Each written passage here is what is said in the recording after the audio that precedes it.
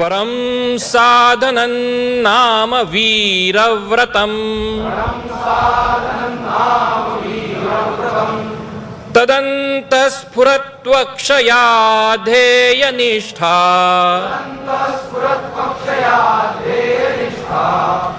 हृदन्त प्रजागर्तु तीव्रानिशम्।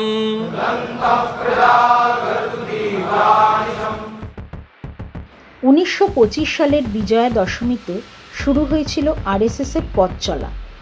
2025 সালের বিজয়া দশমী অর্থাৎ 2রা অক্টোবরে 100 বছরে পদার্পণ করল রাষ্ট্রীয় স্বয়ংসেবক সংঘ। সংঘের জন্মদিনে প্রথা মেনে নাগপুরে সংঘের সদর দফতরে বক্তব্য রাখেন সরসংঘচালক মোহন ভাগবত। প্রধান অতিথি হিসেবে হাজির ছিলেন প্রাক্তন রাষ্ট্রপতি রামনাথ কোবিন্দ। বক্তব্যের শুরুতেই মোহন ভাগবত জানান যে গত বছরে মহাকুম্ভ সারা দেশে শ্রদ্ধা এবং একাত্মতা তৈরি করতে পেরেছে। একই সঙ্গে অপারেশন সিঁদুরে সেনার গৌরবগাথা তুলে ধরেন তিনি। একই সঙ্গে বর্তমান বৈশ্বিক অর্থনীতি যেভাবে বৈষম্য তৈরি করছে তা নিয়েও উদ্বেগ শোনা যায় সরসংঘচালকের বক্তব্যে। जैसे प्रयागराज में एक विशाल महाकुंभ हुआ, आधुनिक व्यवस्थापन के सारे कीर्तिमान तोड़कर एक जागतिक विक्रम तो उसने प्रस्थापित किया ही, लेकिन संपूर्ण भारत में श्रद्धा और एकात्मता की एक लहर उसने दौड़ा दी। पिछले साल एक दुर्घटना पहलगाम की भी हुई,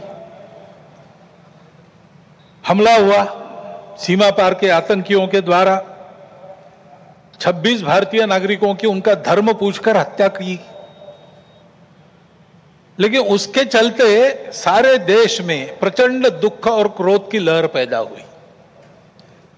पूरी तैयारी करके सरकार ने, हमारी सेना ने उसका बहुत पुरजोर उत्तर दिया। सारे प्रकरण में हमारी नेतृत्व की दृढ़ता, हमारी सेना का शौर्य, कौशल्य और समाज की एकता और दृढ़ता का एक उत्तम चित्र प्रस्थापित हुआ। মোহন ভাগবত বলেন 100 বছর ধরে হিন্দু সমাজকে সংগঠিত করার কাজ করে চলেছে সংঘ। তিনি বলেন আরএসএস এর শাখায় রাষ্ট্রগৌরব অনুভূত হয়। वसुधैव कुटुंबकम की उदार विचारधारा का पुरस्कर्ता और संरक्षक यही समाज रहा है। विश्व के विकास में अपना अपेक्षित और उचित योगदान देने वाला देश इसको बनाना, ये इसीलिए हिंदू समाज का कर्तव्य बनता है। उसकी संगठित कार्य शक्ति के द्वारा विश्व को नहीं राह दे सकने वाले धर्म का संरक्षण करते हुए भारत को वैभव संपन्न बनाने का काम संकल्प लेकर 100 साल से कर रहा है। संपूर्ण हिंदू समाज को संगठित करने का कार्य, क्योंकि समाज एक बार संगठित हो जाए तो ये सारे काम दूसरे किसी को नहीं करने पड़ते, नेताओं को, पार्टियों को, सरकारों को नहीं करने पड़ते, अवतारों को भी आने की जरूरत नहीं होती। समाज अपने सारे काम अपने बल पर कर लेता है। और इसलिए ऐसा समाज बनाने के लिए व्यक्तिगत और राष्ट्रीय चारित्र का निर्माण होना चाहिए, उनकी सुदृढ़ता बनी रहनी चाहिए। संघ की शाखा में अपने राष्ट्र स्वरूप की यह स्पष्ट कल्पना और गौरव प्राप्त होता है। और जो मैंने 5 बातें कही, कर्तृत्व, नेतृत्व, व्यक्तित्व, समझदारी और भक्ति, वो भी शाखा के इन संस्कारों से प्राप्त हो। নিজের বক্তব্যে সরসংঘচালক জানান বিজ্ঞান ও প্রযুক্তির অগ্রগতির সঙ্গে তাল মিলিয়ে চলতে পারছে না মানুষ। ফলে সুখ ও আরাম পাওয়া গেলেও অন্যায় অত্যাচার বেড়েই চলেছে, পরিবারে ভাঙন ধরছে। এই সম্পূর্ণ সমাধান এখনো সম্ভব হয়নি।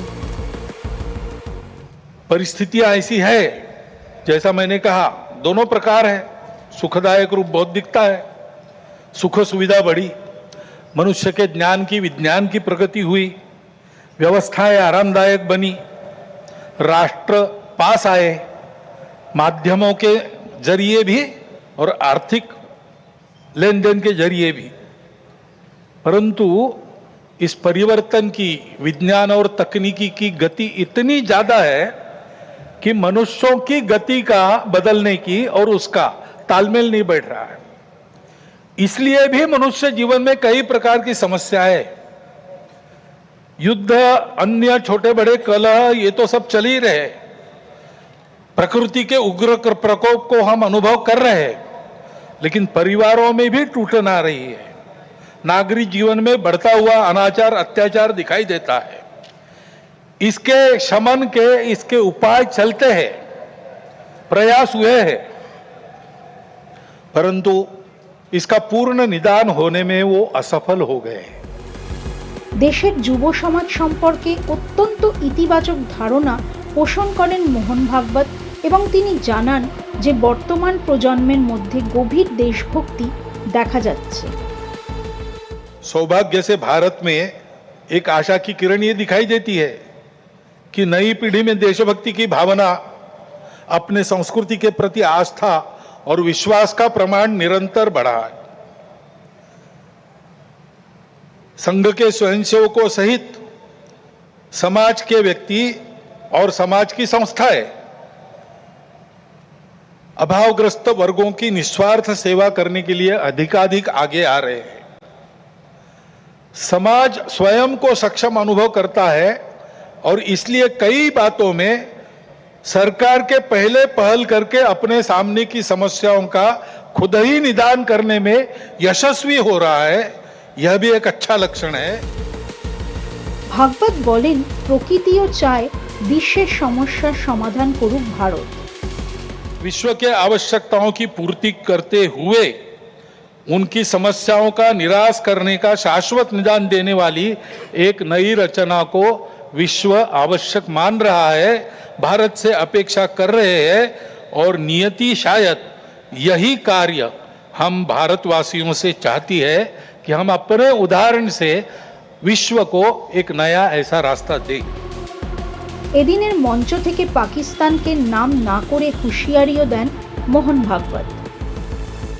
कि यद्यपि हम सबके प्रति मित्र भाव रखते हैं और रखेंगे, फिर भी अपने सुरक्षा के विषय में हमको अधिकाधिक सजग रहना पड़ेगा, समर्थ बनना पड़ेगा। क्योंकि इस घटना के बाद दुनिया में विभिन्न देशों ने अपनी अपनी जो भूमिका ली, उसमें हमारी ये भी ध्यान में आया कि हमारे मित्र कौन कौन है और कहां तक है।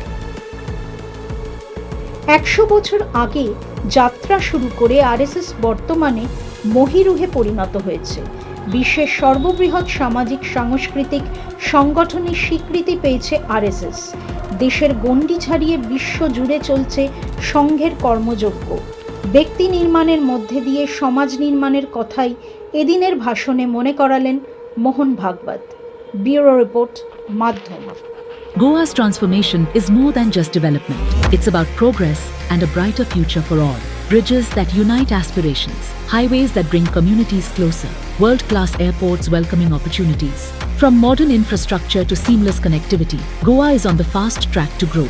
Under the decisive leadership of Prime Minister Narendra Modi and Chief Minister Dr. Pramod Sawant, the double-engine Sarkar is driving Goa towards Vikasit Bharat 2047, a future of prosperity, innovation and limitless possibilities.